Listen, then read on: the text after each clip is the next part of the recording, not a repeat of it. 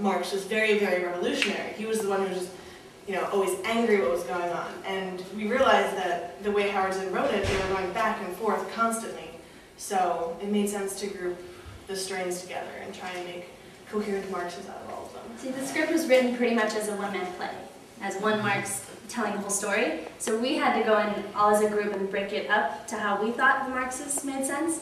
And we weren't cast based on that. We were cast as an ensemble, and then we split up the parts, and then we're cast. How does the play reflect Howard Zinn's writings and Howard Zinn's political, economic? Andrew? Anybody read Zinn? I've like skimmed people's history. People's history, right. I don't know. I read the introduction at least, and I don't know. I thought it was weird because Zinn is an anarchist, but actually I have nothing to say about it. That it's just like strange that he would write about Marx in such a way when he himself isn't a Marxist.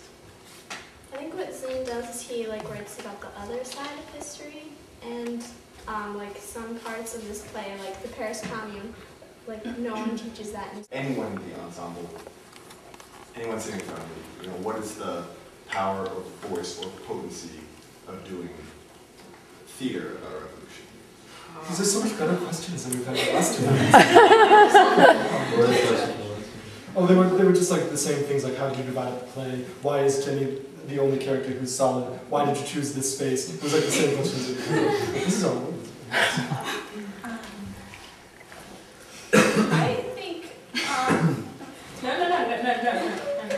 don't have anything. I think theater is a great way to talk about revolutionary stuff and to talk about these kinds of issues because it's a little more accessible. It tries to be more accessible. I think it's more enjoyable to sit and watch people talk about these things than to have to try to read political theory. And maybe it's because I'm a science major. But I think it makes it more real, and I think it makes it.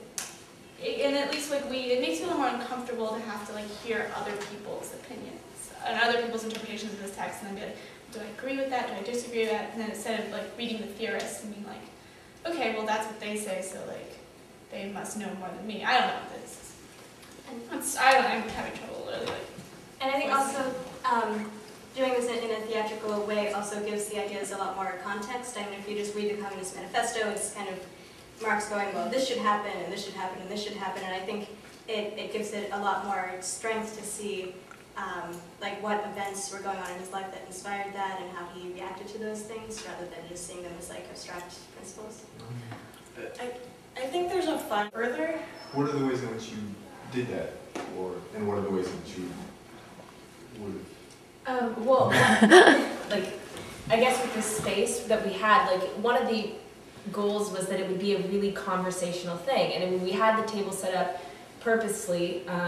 We wanted it to be a part of it, kind of just like a space that everyone's. It's not like a typical just theater. It's totally presentation. Yeah, and it's not theatrical. There was no really lighting effects or makeup effects. It was supposed to be something that we were really talking to the audience.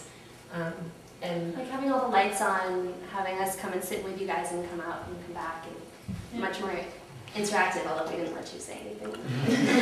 And trying to say something. We hope you hummed along.